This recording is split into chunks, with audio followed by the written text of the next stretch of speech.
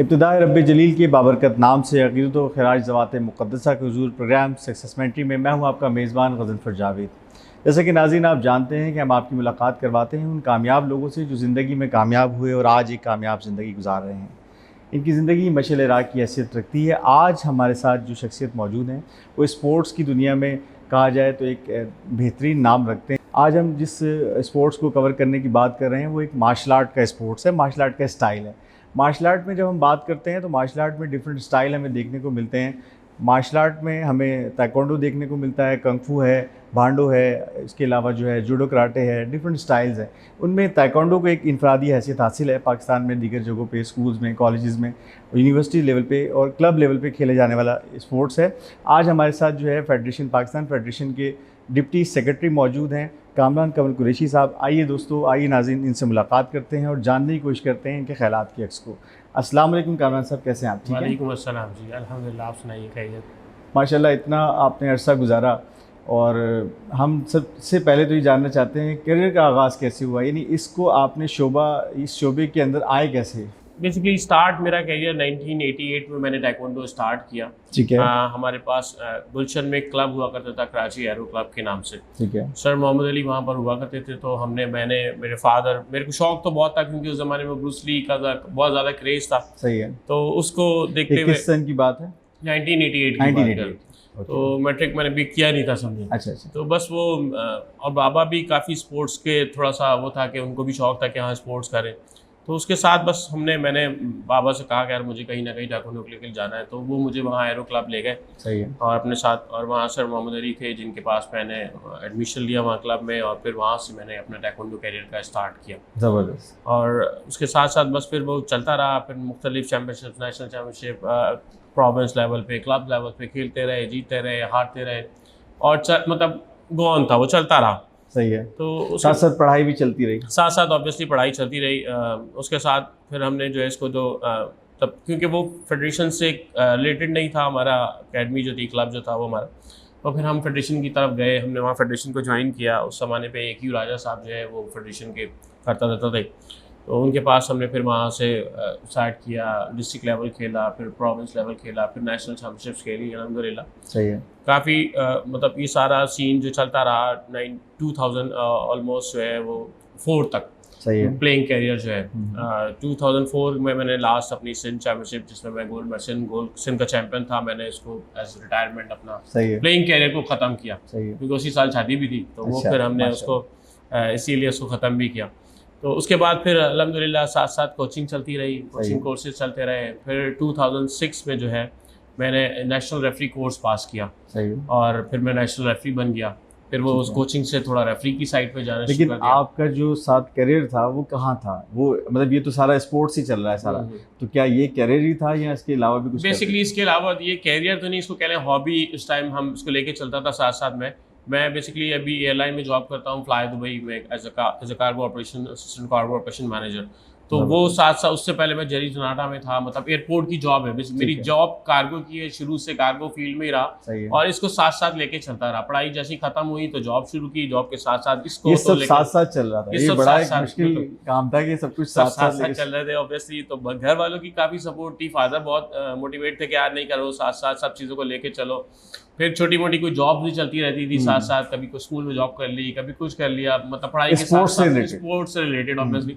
तो वो साथ साथ वो भी करता रहा कि चलो कुछ अपने लिए भी थोड़ी सी अर्निंग होनी चाहिए ऑब्वियसली, तो हर चीज़ पेरेंट्स पे नहीं डाली, तो वो भी साथ साथ चलता रहा। तो मतलब इस तरह कैरियर का आगाज़ किया था, वो चलता रहा कंटिन्यूसली। और जैसे मैंने बताया 2006 में फिर मैंने जब उसको अपना कैरियर रेफरी को चुना, और फिर हमने रेफरी की तरफ में चलना शुरू हो गया। तो फिर उसके बाद मैंने 2006 से लेके 2012 तक, जो ये बीच का मेरा टाइम 6 साल का कैरियर था, लेकिन इसमें मुझे इंटरनेशनल रेफरी बनने नहीं दिया गया। सीधी सी बात ये कहना चाहिए। मैंने बहुत दफ़ा अप्लाई किया कि मुझे NOC मिल जाए और मैं चला जाऊं, तो बस वो अनफॉर्चुनेट है, नहीं मिल सकी और मैं नहीं कर सका। 2012 में जब मैं सिंध ताइक्वांडो एसोसिएशन का सेक्रेटरी बना, खुद कर्नल वसीम फेडरेशन के हमारे प्रेसिडेंट हैं, बहुत ही नाइस और बहुत ही मतलब कहना चाहिए कि हर किसी को सपोर्ट करने वाले प्रेसिडेंट है वो, स्पेशली ताइक्वांडो में हमारे। उनकी वजह से मैं 2012 में as a international referee course करने गया मलेशिया में। वहाँ से मैंने इंटरनेशनल रेफरी कोर्स पास किया अल्हम्दुलिल्लाह। और फिर उसके बाद मैं एक अपना रेफरी का कैरियर शुरू कर दिया। फिर कॉमनवेल्थ गेम में गया एज आ रेफरी, पाकिस्तान को रिप्रेजेंट किया। फिर फुजायरा में, फिर मलेशिया, फिर चाइना रिफ्रेशर किए। मतलब इस तरह का चलता रहा इवेंट हमारा कंटिन्यूसली, और ये साथ साथ चलता रहा। कोचिंग साथ साथ चल रही थी क्योंकि अकेडमीज़ है माशाल्लाह अल्हम्दुलिल्लाह। अभी हमारी 6-7 अकेडमीज़ है जो रन कर रही हैं। सबसे पहली अकेडमी आपने कहाँ बनाई? FK's taekwondo and fitness academy के नाम से हमने ये स्टार्ट की थी। मैं और मेरा ब्रदर इन लॉ था फराज उस्मान, वो और मैंने, उन दोनों ने हमने मिल के उसको स्टार्ट किया। सही है। और वो बात है अराउंड कोई 1996 की। ओके। हमने वो स्टार्ट की उसको, जब हमने अपना क्लब को मतलब एरो क्लब को खैरबाद किया, तो हमने कहा अपना हमें कुछ करना चाहिए। तो हमने अपनी अकेडमी, ये पहली अकेडमी थी? ये पहली अकेडमी थी। वो एक स्कूल में हमने स्टार्ट की थी, गवर्नमेंट स्कूल था। ओके। तो वहाँ हमने उसको स्टार्ट किया और वहाँ से बस उसको लेके चलते रहे। फिर उसके बाद वो लियाकत अली खान स्पोर्ट्स कॉम्प्लेक्स है फिडलबी एरिया में, ब्लॉक 15 में, वहाँ हमने इसको अकेडमी को उधर स्कूल से उधर शिफ्ट किया 2000 में।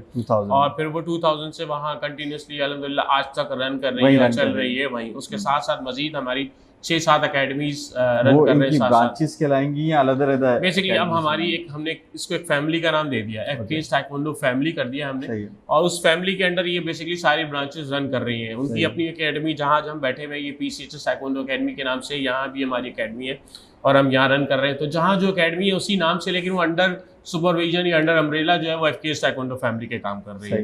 इस तरह गुलशन में ब्रांच है, बैरिया में चले जाए, बैरिया टाउन में ब्रांच है, PIB कॉलोनी में, फेडरल एरिया में, गुलशन में। मतलब इस तरह हमारा जो कवर किया हुआ एरिया है हमारा पूरा कराची अल्हम्दुलिल्लाह, और वहाँ हम ये रन कर रहे हैं, मैं और मेरा ब्रदर लॉजर्स के साथ मिलके। फिर अब हमारे माशाल्लाह अब हमारे पास इतनी स्ट्रेंथ हो चुकी है, ब्लैक बेल्ट्स आ चुके हैं जो हमने प्रोवाइड किए हैं, बनाए हैं, तो वो अब लेके इनको रन कर रहे हैं। साथ साथ अकेडमीज़ को चलाते जा रहे हैं। किड फिट या बादराबाद पे एक है अकेडमी, वहाँ हम कर रहे हैं मतलब मतलब इस तरह की अकेडमीज़ जो है हम पूरे कराची में रन कर रहे हैं। आपने जब एसोसिएशन का शुरुआत की उसकी वजह क्या थी एसोसिएशन बनाने की? बेसिकली एसोसिएशन जाने की वजह ये थी कि जब मेरा ब्रदर इन लॉ यहाँ से इंग्लैंड चला गया था, उस ज़माने में था नहीं, तो मैं यहाँ अकेला था। मैंने कराची को बेसिकली एसोसिएशन से पहले मैंने कराची ज्वाइन की, और वो ज्वाइन करने का मकसद ये था कि यार जो फैसिलिटीज़ या जो चीज़ें हमें नहीं मिल सकी हैं, या हम एज अ खिलाड़ी भी, एज अ ऑफिशियल भी, एज अ कोच भी, एज अ रेफरी भी, मतलब बहुत सारी चीज़ों में हम लैग करते थे, हमें नहीं मिलती थी वो चीज़ें। हमें लोग कहते थे कि यार नहीं अभी आप नहीं जा सकते, आप स्लिप हो जाओगे, वहीं हो जाओगे, इंटरनेशनली कहीं आपको जाने नहीं दिया जाता था। इस तरह की बहुत सारी रुकावटें, बहुत सारी चीज़ें थी। तो मैंने खुद ये सोचा कि यार मुझे खुद जाना चाहिए एसोसिएशन में और देखना चाहिए कि वाकई में कोई ऐसी चीज़ होती है या हम इसको अच्छा कर सकते हैं जाने के। तो अल्हम्दुलिल्लाह फिर कराची को ज्वाइन किया एज अ प्रेसिडेंट वहाँ पर उस टाइम। तो ये 2012 से भी पहले की बात है। तो मैंने कराची को कुछ अर्सा चलाया, तो फिर अल्हम्दुलिल्लाह मौका मिला कि यार इसको सिंध को उसको आगे जाना चाहिए और अब मुझे आगे सिंध को लिए रिप्रेजेंट करना चाहिए। तो अल्हम्दुलिल्लाह इलेक्शन हुए, तो एज अ सेक्रेटरी उस टाइम मैं इलेक्ट हुआ 2012 में, और फिर वो प्रोसेस चलता रहा। और माशाल्लाह से अपने उस टेन्योर में जो 8 साल का मेरा सेक्रेटरी का कैरियर था, उसमें नेशनल चैम्पियनशिप भी कराई कराची में, क्योंकि लास्ट नेशनल चैम्पियनशिप यहाँ कराची में 2000 में हुई थी, जो AQ राजा साहब ने कराया था। और उसके बाद 2016 में जब हमने ये एसोसिएशन संभाली, तो 2016 में हमने नेशनल चैम्पियनशिप NAD यूनिवर्सिटी में, मेरी टीम है बेसिकली, हम अकेला तो मैं नहीं कर सकता, पूरी टीम ने, लेकिन ये बस कहना चाहिए ना, ये मुझे मिल रहा है इसका क्रेडिट कि मैंने वो ऑर्गेनाइज करी 2016 में। इस तरह के national championship, Sindh championship, province championship, मुख्तलिफ कोर्सेज जो कि अब माशाल्लाह से अल्हम्दुलिल्लाह हमारे पास 5 इंटरनेशनल रेफरी हैं। सही है। और कोई 6 या 7 जो है ना इंटरनेशनल कोच है, ये सर्टिफाइड टाइकोंडो एसोसिएशन की बात कर रहे हैं। अभी हम बाहर नहीं जा रहे, अभी हम आगे नहीं जा रहे। जो हमारी मेरी बाउंड्री के अंदर है, मैं उनकी बात कर रहा हूँ। जो सिंध के अंदर है वो हमारे पास माशाल्लाह से अब सर्टिफाइड कोच है। मेरा अपना जो फैजान हमारे पास कैनेडा का, वो सर्टिफाइड कोच है। लड़की एक हमारे पास सर्टिफाइड कोच है। ये बेसिकली ऑनलाइन कोर्सेज होते हैं। अब आपको ये ज़रूरी है किसी भी इंटरनेशनल इवेंट में पार्टिसिपेट करने के लिए कोच के पास लाइसेंस होना ज़रूरी है। उसके अलावा वो पार्टिसिपेट कोच नहीं कर सकता, कोच नहीं कर सकता। तो बेसिक तो फिर ये इस तरह के हमारे पास कोचेज़ हैं, अनगिनत हमारे पास प्लेयर्स निकले हैं। मेरी बेटी माशाल्लाह खुद महाकामरान जो है वो last year Asian bronze championship खेलने की थी, वहाँ ब्रॉन्ज मेडल हुई। तो मतलब अब हमारे पास अभी एक लड़की हमारी रिसेंटली बिल्कुल इसी ईयर वो वहाँ गई थी, एशियन तो नहीं कहना चाहिए, चाइल्ड्स गेम्स थे कुछ रशिया में, फाइट लूज कर गई, लेकिन उसको एक्सपोजर मिला। इंटरनेशनल अब्दार नाम है उस लड़की का, उसने पार्टिसिपेट किया। और एक लड़का उसके साथ अफनान, 2 हमारे कराची के लड़के वहाँ गए थे पार्टिसिपेट। इसके अलावा हमारे अनगिनत प्लेयर्स जो है वो डिपार्टमेंट में एज अ प्लेयर पार्टिसिपेट कर रहे हैं, खेल रहे हैं डिपार्टमेंट की तरफ से। एक लड़की हमारी आसफा अली जो मेरी स्टूडेंट भी है, वो माशाल्लाह से अभी ये टाइकोंडो की बेस पे कोरिया में है, स्कॉलरशिप पे वहाँ पढ़ रही है, साथ साथ और टाइकोंडो भी कर रही है क्या बात। अल्हम्दुलिल्लाह। उसी की बहन है एक हाजरा, जो अब आपको DSO हमारी जी, डिस्ट्रिक्ट जी। स्पोर्ट्स ऑफिसर सेंट्रल भी है, जानते भी हैं। जी जी। तो वो माशाल्लाह से अब ये एशियन मेडलिस्ट हैं वो लोग सारे, उसके सही। अलावा और हमारे जो अकेडमीज के बच्चे बच्चियाँ हैं वो माशाल्लाह से अब मतलब अब नज़र आ रहा है कि यार टाइकोंडो में कोई काम हो रहा है प्रॉपर। जो हम सोचते थे कि जो हमें कहते थे कि नहीं हो सकता, वो हमने आपने करके दिखाया वेरी अल्हम्दुलिल्लाह। नाइस। तो ये कितने ताइक्वांडो प्लेयर्स आप निकाल चुके हैं अब तक, कोई तादाद आपको पता है? सर एग्जैक्टली तो मैं नहीं कह सकता, लेकिन हाँ अराउंड कोई 50 के करीब ब्लैक बेल्ट्स हैं जो हमने अपने पास अकेडमी से प्रोड्यूस किए। और बाकी अनगिनत कलर बेल्ट्स, अनगिनत प्लेयर्स होंगे जो मतलब जिनका रिकॉर्ड बहुत मुश्किल है बताना मुझे। कुछ बच्चे खेलना शुरू करते हैं फिर आगे चले जाते हैं, कुछ छोड़ते हैं, कुछ बेल्ट्स प्रमोट करते हैं, कुछ उसमें छोड़ देते हैं कुछ, लेकिन क्योंकि इस तादाद को अगर देखें तो वो तो बहुत तादाद। अच्छी खासी तादाद हज़ारों में चली जाती है, तो वो तो बहुत मुश्किल है कि मैं आपको बता सकूँ उसको कि वो कितना होंगे। कभी आपने इसको अपना कैरियर बनाने का नहीं सोचा? एज सच कैरियर बनाने का तो नहीं सोचा, लेकिन हाँ इंटरनेशनल जब रेफरी मैंने कोर्स पास किया तो उसको मैंने सोचा कि इसको थोड़ा सा मतलब इस पार्टिसिपेट करना चाहिए और referee as a referee Pakistan को रिप्रेजेंट करना चाहिए, क्योंकि एज अ प्लेयर तो मैं पाकिस्तान को रिप्रेजेंट नहीं कर सका था, लेकिन as a coach, as a manager, फिर एज अ रेफरी मैंने पाकिस्तान को रिप्रेजेंट किया अल्हम्दुलिल्लाह। तो मैंने जब रेफरी का कोच तो इसको मैंने सोचा कि थोड़ा सा बनाऊं, लेकिन क्योंकि दूसरी जिम्मेदारियां इतनी बढ़ गई, एक तो एसोसिएशन का प्रेसिडेंट बना, तो वो कैरियर जो है ना मतलब बनते बनते रुक गया, या कह लें अभी भी है, लेकिन वो गो ऑन है, मतलब ऐसा नहीं कि रुक गया। अभी लास्ट ईयर हमने COS हमारा हुआ था 2021 में, अल्हम्दुलिल्लाह उसमें मैंने रेफरी पार्टिसिपेट किया था। पाकिस्तान इंटरनेशनल चैंपियनशिप थी, वो COS के नाम से उन्होंने कराई थी, उसमें वैसे बेस्ट रेफरी का अवार्ड भी मिला था। तो चल रही है, लेकिन मतलब थोड़ा थोड़ा स्लो चल रही है, लेकिन कंटिन्यू है, तो छोड़ा नहीं उसको, साथ साथ करते रहे। लेकिन क्योंकि एसोसिएशन की जिम्मेदारी, फिर फेडरेशन के साथ, फेडरेशन की जिम्मेदारी बहुत बड़ी है, ऐसे में आप ये जॉब कैसे करके सारे मामला, कहीं जाना भी पड़ता होगा कोई? ऑब्वियसली बिल्कुल ऐसे ही है। उसके लिए मेरा जो बॉस है, जो मेरी जो जॉब है, मैं उसको क्रेडिट दूंगा कि वो बहुत सपोर्टिव है, जबकि वो क्रिश्चियन है, जोसेफ जोन्स उसका नाम है, लेकिन वो बहुत सपोर्टिव है। और मुझे हर जगह के लिए इस तरह की जो वो होती है अपॉर्चुनिटी, मुझे आता है कि यार जाना बाहर के लिए तो स्पेशली, तो वो मुझे छुट्टी भी दे देता है। और अगर कोई मेरा नेशनल खेल होता है तो वो मुझे कहता है कि ठीक है चलाओ, जाओ 2-4 दिन के लिए, कोई इशू तो हम मैनेज करेंगे, जबकि हमारे ऑफिस में स्ट्रेंथ इतनी नहीं, क्योंकि एयरलाइन है, हम तो हमारी हैंडलिंग जब होकर। लेकिन बहरहाल उसको क्रेडिट दूंगा मैं कि यार वो मुझे हर जगह सपोर्ट करता है। फैमिली तो करती है, वो तो बेचारी, वो तो हर जगह हमें सब वाइफ जो है वो कर रही है, वो तो सेक्रीफाइस कर ही रहे हैं हमें, सही है। लेकिन वो साथ साथ उसने भी बहुत सपोर्ट किया कि यार वो हर जगह मुझे इस तरह के लिए जाने देता है, परमिशन दे देता है, तो मैं इसको आगे कंटिन्यू कर रहा हूँ, साथ साथ चला रहा हूँ। बच्चे आपके कामयाब होते हैं, आपके सामने होते हैं, कैसा फील करते हैं? सर मतलब ये वो वाली बात है कि अगर ये सोचें कि यार अगर आपके बच्चे, वो बच्चे ही हैं मेरे ना, चाहे मेरे बच्चे हों, चाहे वो मेरी एकेडमी के बच्चे हों, मेरे बच्चे, आपके बच्चे, तो अगर बच्चे आगे जाएंगे तो कौन सा ऐसा बाप होगा जिसको खुशी नहीं होती है। अल्हम्दुलिल्लाह ये मुझे इनसे बहुत ज़्यादा मोहब्बत भी है, और ये लोग उसी तरह रिस्पॉन्स भी करते हैं। मतलब आप तो ये कह लें कि हमारी थर्ड जनरेशन है जो नीचे हमारे साथ अब कर रही है, मतलब मेरे के बाद, और अब सेकंड फिर थर्ड जनरेशन है जो अब ये जो आजकल क्लब्स अकेडमीज रन कर रहे हैं, हम उनको सिर्फ सुपरवाइज कर रहे हैं साथ साथ। तो ये इस तरह का सिचुएशन है, और माशाल्लाह से सब बच्चे कहीं डिपार्टमेंट में जाते हैं या किसी अच्छी पोस्ट पे लग जाते हैं, तो खुशी होती है इंसान को, होनी चाहिए, और होती भी है। क्या बड़ा एक अच्छी जगह पे बच्चे चले गए, तो वो एक सबको ही होती है अल्हम्दुलिल्लाह। फेडरेशन जो काम कर रही है इससे आप मुतमईन हैं एज ए अपनी जो जी मैंने जो बताया, जो हमसे पहले प्रीवियस एसोसिएशन थी या फेडरेशन थी, वो जब मुझे जाने नहीं दिया, तो उससे आप अंदाज़ा लगा सकते हैं। तो लेकिन ये कर्नल साहब जब से प्रेसिडेंट हैं और जब से उन्होंने कोऑपरेट किया, मतलब हमारे पाकिस्तान में टाइकोंडो का नाम भी, इवन इंटरनेशनली पाकिस्तान का नाम टाइकोंडो का बहुत ज़्यादा पॉपुलर है। हमारे काफ़ी अच्छे लड़के नेशनल लेवल पे, जो अभी आजकल रिसेंटली हमारे पास ईरानी कोच मौजूद है जो नेशनल टीम को कोचिंग कर रहा है, एक कोरियन कोच है जो पुमजे के लिए वहाँ पर ट्रेनिंग करा रहा है। तो माशाल्लाह अल्हम्दुलिल्लाह Pakistan taekwondo federation colonel Waseem ने इसको काफ़ी ऊपर पहुँचाया है, और हम उनके शुक्रगुजार हैं कि जिस तरह की वो, और इंशाल्लाह अब हमारे पाकिस्तान में इंटरनेशनल इवेंट हो रहे हैं, इससे बड़ी बात क्या हो सकती है कि अब वहाँ हमारे पास से 20 से 22 कंट्रीज अगर एक इवेंट में पार्टिसिपेट करने आ जाए, बहुत बड़ी बात, तो इससे बड़ी बात कोई नहीं होती, और ये क्रेडिट करना साहब को जाता है। लेकिन एज ए जो आपकी फेडरेशन की जो पोस्ट है उसको लेते हुए मैं एक सवाल करना चाहता हूँ। क्योंकि ताइक्वांडो अभी तक ओलंपिक का पार्ट इस तरह से क्यों नहीं बन पाया, उसकी क्या रीज़न है? क्योंकि इतना प्लेयर हम निकालते हैं, इंटरनेशनल इवेंट्स खेलते हैं और जीत कर भी आते हैं, मेडल्स भी लेकर बिल्कुल आते हैं, लेकर लेकिन वो ओलंपिक में इस तरह से क्यों नहीं जा अच्छा पाते? देखिए, एक्चुअली ये तो सिर्फ हमारा गेम क्या, मतलब एक देखिए, यशर रोहन- नदीम को कह लें ओलंपिक्स में जो क्वालिफाई करके गया, वरना सब वाइल्ड कार्ड एंट्रीज होती है। तो हमारा तो सिर्फ हॉकी 40 साल पहले जब हॉकी ने मेडल लिया था, उसके बाद ये हर्षद नदीम ने 40 साल के बाद लिया। तो खैर हम बाकी गेम्स की तो बात नहीं करेंगे, अपने गेम्स की जरूर बात करें। 2008 में मैं ओलंपिक क्वालिफाइंग राउंड में एज अ मैनेजर गया था और मेरे साथ 4 बच्चे लड़के, दो लड़के लड़कियाँ वहाँ पार्टिसिपेट किए। तो फाइनल वो फाइट हार गई उन्हें लड़की, तो हम शायद 2008 में क्वालिफाई कर चुके होते।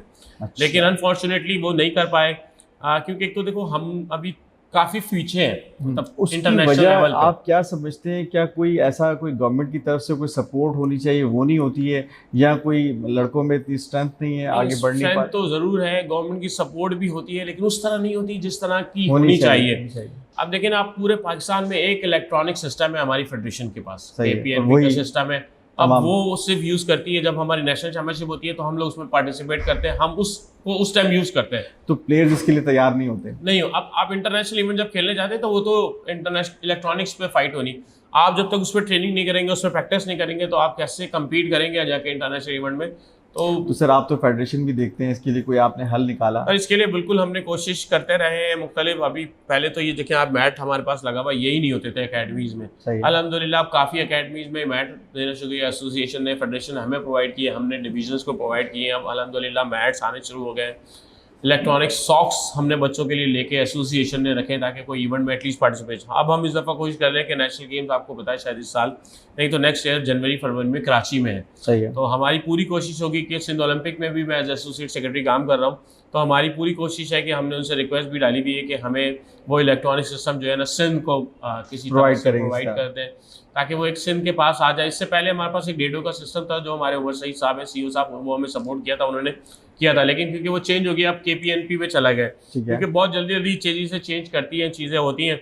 तो वो हमारे पास सिस्टम था मौजूद, लेकिन क्योंकि वो अब यूज़ नहीं होता क्योंकि KPNP आ गया, तो अब वो KPNP का सिस्टम, तो हमने रिक्वेस्ट डाली है कि एक ऑक्टागोनल मैट के लिए हमारे पास कि वो हमें इस दफ़ा नेशनल गेम्स के बजट में हमें मिल सके, और हमारा इलेक्ट्रॉनिक सिस्टम है, सिस्टम ना मिल सके तो कुछ ओगोश मिल जाए, इलेक्ट्रॉनिक्स ओगो अलग, मतलब कुछ ना कुछ हमारी सपोर्ट हो जाए कि हमारे पास इंटरनेशनल पैरामीटर्स को लेकर के जो भी चीज़ें इस्तेमाल होती हैं वो कम से कम आपको हमें मिल जाए, तो हम जो है ताकि प्लेयर भी उससे आशना हो सके, बिल्कुल हो सके, बिल्कुल प्रोवाइड करें हम उनको। और हम जब भी कोई इवेंट होता है सिंध लेवल पे, तो हम उसको यूज़ करते हैं बाकायदा इवेंट। तो हम अपने बच्चों को कि यार यहीं से जब वो इसको प्रोवाइड होगा, वो खेलेगा, तो वो फिर आगे जब नेशनल में जाना है तो उसकी, या इंटरनेशनली जाना है, तो उसको एटलीस्ट पता तो कि उसको जो है इलेक्ट्रॉनिक सिस्टम पे और मैनुअल सिस्टम में ज़मीन आसमान का आप फर्क क्या होता है। समझते हैं, इस सवाल को आगे बढ़ाते हैं कि आप क्या समझते हैं कि क्या ऐसा कौन सा साल होगा जिसमें हम जो है वो कोशिश करके उस ईयर जाएंगे ओलंपिक में और ये हम तो वैसे कह नहीं सकते, लेकिन ऐसा बिल्कुल अगला हमारा ओलंपिक का टारगेट है कि हम अगले ओलंपिक्स में जो है ना क्वालिफाई करें इंशाल्लाह ताला।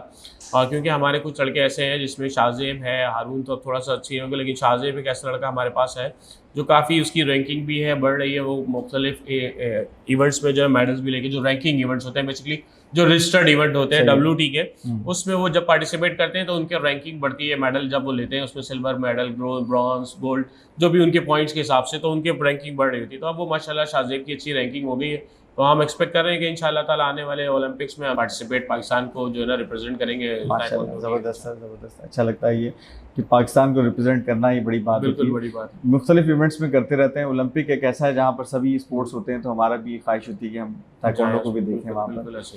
आप इस वक्त जैसे बेटी के हवाले से हम बात करेंगे कि आपने मतलब कि और बच्चों को तो सिखाते ही थे, आपने अपने घर में भी इब्तिदा कर रखी है। बस वो यही हुआ कि साथ साथ जब, अब जाहिर सी बात है शौक है, अपना शौक था, तो मैं साथ साथ बच्चों को भी बोलता था कि यार ये एक अच्छी हेल्दी, बेसिकली अच्छी हेल्दी एक्टिविटी भी है और फिजिकल फिटनेस भी होती है आपकी, और साथ साथ ये, तो मैं बच्चों को बोलता था कि यार तुम लोग भी करो इसको, तुम्हें फ़ायदा ही, मतलब एडवांटेज ही मिलना है। तो वो मैं इनको शुरू से लेके चल रहा था, कराता था। वो स्कूल लेवल्स पे छोटे बच्चे हैं, दोनों मेरे बेटा बेटी, वो भी स्कूल लेवल पे, क्लब लेवल पे अभी वो भी पार्टिसिपेट कर रहे हैं। बल्कि छोटा तो 6 या 7 साल की उम्र में नेशनल हमारे नेशनल चैम्पियनशिप हुई थी, उसमें एज अ हमारे 2 इवेंट होते हैं, क्यूरेगी और पुमजे। जी। तो वो क्रिएटिव पुमजे में एक टीम कंपटीशन में ब्रॉन्ज मेडल, नेशनल मेडल ले चुका है वो। तो अल्हम्दुलिल्लाह वो साथ साथ चल रहा है। लेकिन बेटी को मैंने कहा तुम करती रहो कंटिन्यू। अंडर 17 में जूनियर में लास्ट ईयर उसको ट्रेनिंग कराई, प्रैक्टिस कराया कि यार चलो तुम पार्टिसिपेट करो। पाकिस्तान में हो रहा है, इस्लामाबाद में फेडरेशन करा रही है, तो एक सपोर्ट है। क्योंकि आपको बाहर जाना इतना आसान नहीं होता, बाहर आपको जाहिर सी बात है खर्चा डबल से डबल हो जाता है, टिकट पड़ता है, फिर एक्सपेंसेस बहुत ज़्यादा होते हैं। लेकिन पाकिस्तान में हो रहा था, ऑर्गेनाइज हो रहा था, तो हमने कहा यार चलो कम से कम एटलीस्ट ये हमें तो बजट तो कम होगा।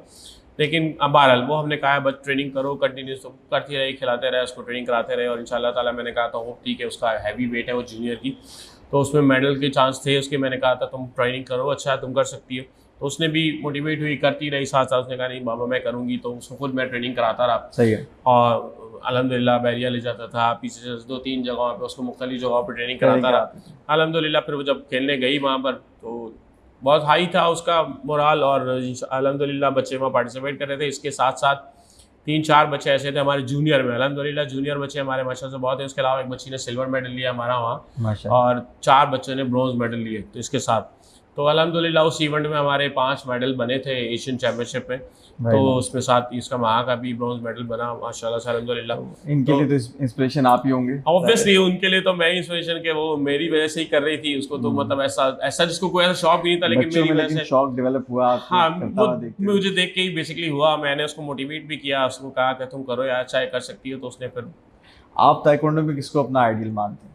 देखिए मैं ऑब्वियसली अपने सर को ही आइडियल मानता हूँ, क्योंकि जब मैंने ताइक्वांडो स्टार्ट किया मोहम्मद अली सर के पास, तो वो उन्हीं को देखा शुरू से। और एक वो मतलब ऐसा नहीं, वो खुद प्लेयर रहे, एशियन मेडल उनके पास था, वो भी इंटरनेशनल खेल के आ चुके थे, काफ़ी उनके मेडल्स थे। और साइड जो हमने देखा हमारे पास या हमें जो पता है, तो वो खुद एक एथलीट थे, खुद एक प्लेयर थे माशाल्लाह से, और काफ़ी कैरियर उनका अच्छा था। तो जब हमने उनको ज्वाइन किया तो उन्हीं को आइडियल बनाया कि यार जब कि मतलब एक अच्छे किसी लेवल पे, हाँ ये एसोसिएशन में आना नहीं, प्लेयर कैरियर उनको देख के ज़रूर विजुलाइज किया, आइडियलाइज किया कि यार ये करना चाहिए, और मतलब उनको ही वो किया था। लेकिन आप एसोसिएशन के उसको लेके आओ, तो उसके लिए तो ऑब्वियसली करण वसीम जिस तरह फेडरेशन को चला रहे हैं, बना रहे हैं, तो उन्हीं से इंस्पायर हुए यार एसोसिएशन पे करण चला रहे हैं और बहुत अच्छा चला रहे हैं, बहुत रन कर रहे हैं, तो हम क्यों नहीं कर सकते। तो हमने उनके साथ, उनके हाथ निशाना बजाना खड़े हुए, उनके साथ साथ चलते रहे, वो हमें सिखाते रहे, हम करते रहे, और माशाल्लाह से अच्छा लेके इसको चल रहे हैं। मुख्तलिफ इवेंट्स कराते रहते हैं आप, और प्राइवेट सतह पे भी आप इवेंट कराते हैं। तो इवेंट को, ताइक्वांडो के इवेंट के अंदर आप क्या देखते हैं कि क्या चीज़ें बुनियादी होनी चाहिए जिसके ऊपर लेकर के इवेंट कराया जा सकता है? देखिए सबसे बुनियादी अब जो है ना वो इलेक्ट्रॉनिक सिस्टम है, वो होना चाहिए। खैर अभी नहीं है, लेकिन हम इंशाल्लाह पूरी कोशिश करें। लेकिन इसके अलावा हम पूरी कोशिश करते हैं, जब इवेंट कोई मैनेज करता है, या सिंध इवेंट कोई मैनेज करता है, या कराची हमारा डिवीज़न कोई इवेंट मैनेज करता है, और अल्हम्दुलिल्लाह पिछले कराची ओपन जो पिछले 5 साल से हो रही है रेगुलरली, उसमें पूरा कराची पार्टिसिपेट करता है। इवन उसमें 1-2 दफ़ा हमने बाहर प्रोविंस से भी पार्टिसिपेशन के लिए बुलाई थी टीमें, फिर सिटीज़ से भी बुलाते रहते हैं, कभी हम पूरे सिंध को बुला लेते हैं। तो वो इवेंट जो है हमारा रेगुलर चलता है। सिंध चैम्पियनशिप तो हम करते ही हैं, तो उसमें तो सारे डिवीजन को बुलाते हैं। लेकिन कराची ओपन एक ऐसा इवेंट होता है जिसमें बहुत बड़ा होता है। लास्ट ईयर बल्कि हमने बल्कि फरवरी में स्कूल हमने फर्स्ट टाइम जो है ना सिंध स्कूल चैम्पियनशिप करवाई, ऑर्गेनाइज स्कूल लेवल पे, क्योंकि वो क्लब में तो होता है, स्कूल लेवल पे एक हमें ग्रास रूट, बेसिकली वो ग्रास रूट ही है ना, सही है। तो वहाँ से भी हमें पता चला कि कितने स्कूलों में बच्चे, क्योंकि ताइक्वांडो माशाल्लाह बहुत स्कूलों में होता है, तो एक अच्छी स्ट्रेंथ वहाँ से आती है और पार्टिसिपेशन होती है। तो अल्हम्दुलिल्लाह हम एक्सपेक्ट नहीं कर रहे थे, हमारी एक्सपेक्टेशन से ज़्यादा उसमें पार्टिसिपेशन थी माशाल्लाह। 1200 स्टूडेंट्स ने उस इवेंट में 1200 स्टूडेंट्स में पार्टिसिपेट किया अल्हम्दुलिल्लाह। और नेशनल कोचिंग सेंटर में वो ऑर्गेनाइज किया था, पूरी टीम हमारे साथ मौजूद थी, और अल्हम्दुलिल्लाह सब ने, तमाम स्कूल्स ने अप्रिशिएट किया। क्योंकि सबसे बड़ी बात ये थी उसमें कि हमें उसको टाइम पे ख़त्म करना था। सुबह 9 बजे हमने शुरू किया और 3 बजे अल्हम्दुलिल्लाह वो इवेंट हमने ख़त्म कर दिया। उसमें तकरीबन को 8 मैच हमने लगाए। हमारे रेफरीज ने उसमें माशाल्लाह से बहुत आउटस्टैंडिंग परफॉर्मेंस थी रेफरीज की, कोचेस की, ऑर्गेनाइजर्स की, जितनी भी पूरी टीम, मेरी जो टीम थी बेसिकली वो फराज, खलदून, जितने भी लोग हैं, अशफाक, खुर्रम, ये सारी एक पूरी टीम है हमारी। तो उन सब ने बहुत ज़्यादा मेहनत करी, पूरा फुल सपोर्ट दिया। साथ में जो DSOs अब बन गए हैं, जो आए इस दफ़ा पहली दफ़ा ये पोस्ट मिली है DSO स्पोर्ट्स की, उन लोगों ने काफ़ी हमें सपोर्ट किया। तो फिर डायरेक्टर साहब, स्पोर्ट्स डायरेक्टर, वो उनको एज अ गेस्ट उसमें आए हुए थे, ओलंपिक के सेक्रेटरी उसमें आए हुए थे इवेंट में, मतलब एज अ गेस्ट सबको बुलाया। बहुत कामयाब इवेंट था वो, बहुत कामयाब, मतलब सब ने बहुत तारीफ की उस इवेंट की। मुश्किल टाइम किसको देखते हैं, वो क्या मुश्किल टाइम था ताइक्वांडो पे जब आपने शुरू किया, तो उसके बाद जब आपने क्लब लेवल पे अपनी कोचिंग स्टार्ट की तो क्या मुश्किल टाइम देखा? देखिए सबसे पहले तो प्लेइंग में मुश्किल थी कि जब हम अपने क्लब से पार्टिसिपेट करते थे तो नेशनल फेडरेशन बिल्कुल अलग थी और वो हमें वहाँ जाने नहीं देते थे, तो हम बोलते थे बहुत मुश्किल था हमें वहाँ तक पहुँचने के लिए, क्योंकि अकेडमीज जो थी, जितनी भी अकेडमीज थी वो सारी रजिस्टर्ड नहीं थी फेडरेशन के साथ, तो वो फेडरेशन तक जाना बहुत मुश्किल प्रोसेस था।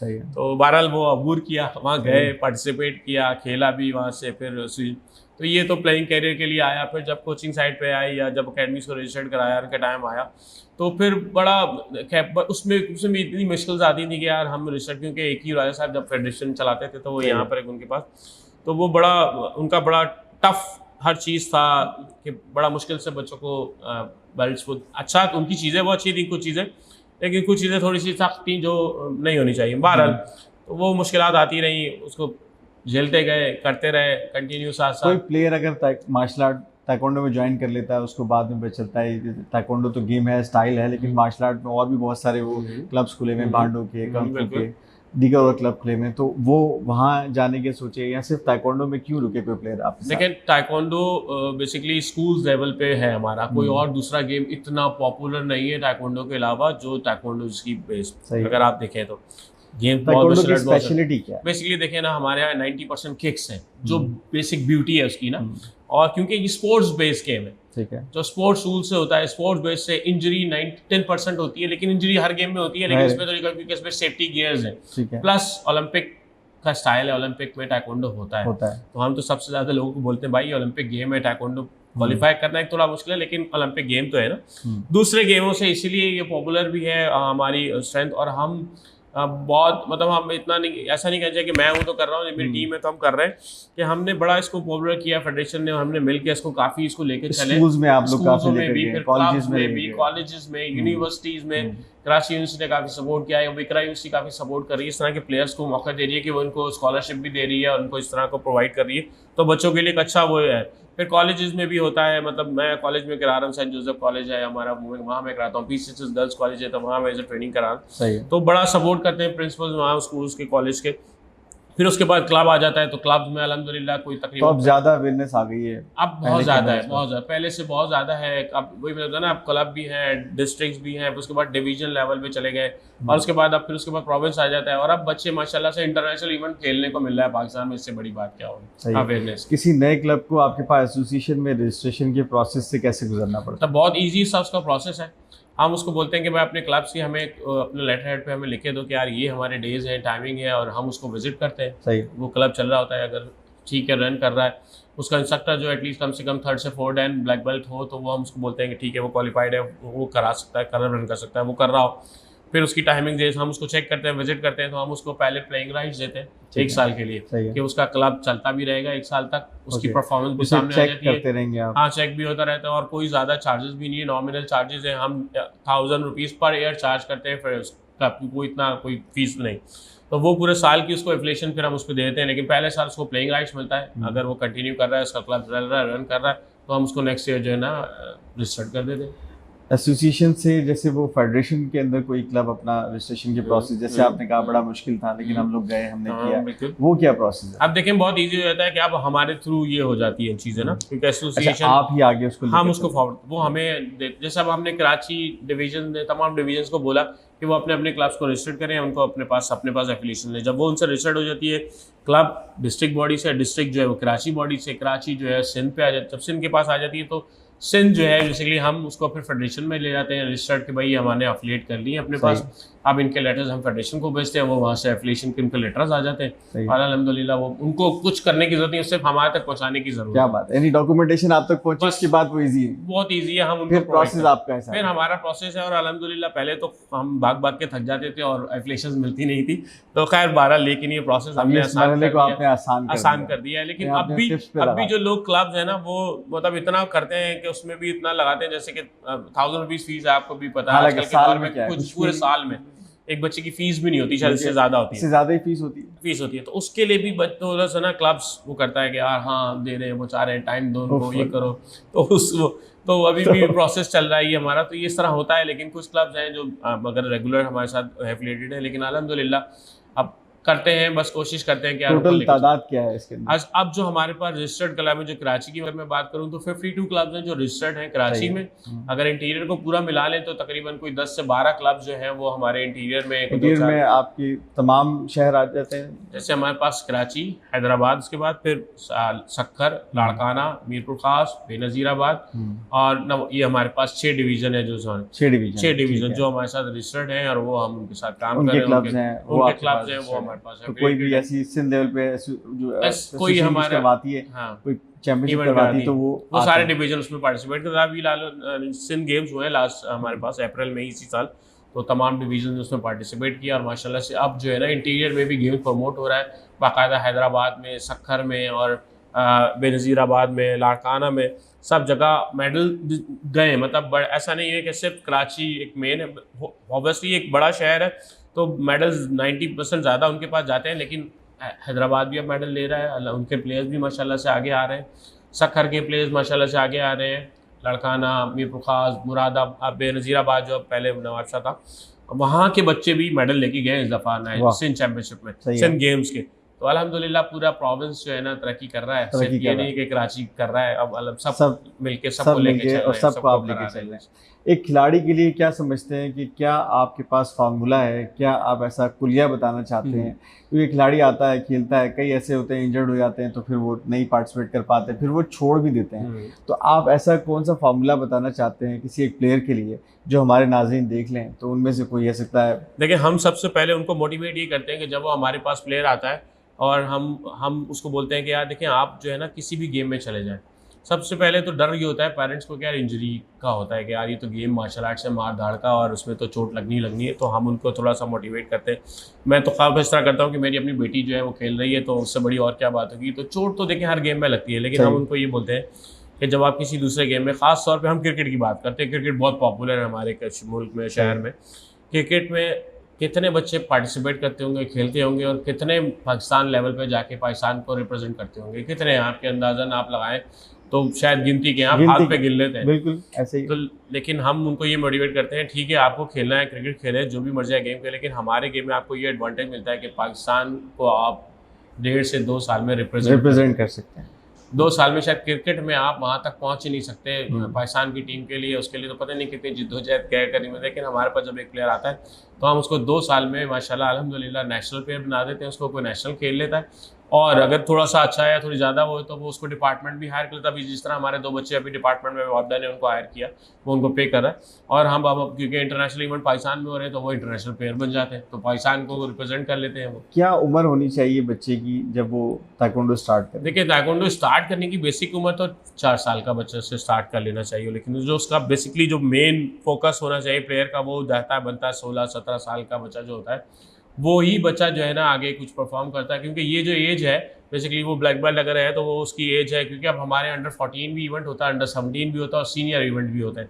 जो 14, 17, 17 साल की छोटा है उससे उसका इवेंट है और वो एज है बेसिकली 17 से 25 जो है। अगर पहले से खेलता हुआ आ रहा होगा तो उसके लिए बहुत इजी हो जाता है जब वो अंडर 14 खेल के आए, अंडर 17 खेलता है और फिर जब सीनियर में जाता है तो उसको सारी चीज़ें पता होती हैं कि यार वो जब एक सीनियर इवेंट। साल में आपके पास से ब्लैक बेल्ट निकलता है? हम कम से कम जो 2 साल उसको लगाते हैं कि वो 2 साल में जाके वो ब्लैक बेल्ट बने। जो और छोटे बच्चों की नहीं, थोड़े बड़े बच्चों की बात करें, छोटे बच्चे थोड़ा टाइम ज़्यादा लेते हैं, बीच में छोड़ते हैं, गैप करते हैं, वो तो उनको थोड़ा टाइम ज़्यादा लगता है। इसमें कितनी बेल्ट्स होती हैं? बेसिकली 7 बेल्ट है। व्हाइट बेल्ट आपको यूनिफॉर्म के साथ मिल जाती है और उसके बाद फिर येलो है, फिर ग्रीन है, फिर ब्लू है, फिर रेड है और अंडर 14 जो हमारे बच्चे होते हैं उनको रेड एंड ब्लैक मिलती है, पूम ब्लैक बेल्ट कहलाती है वो।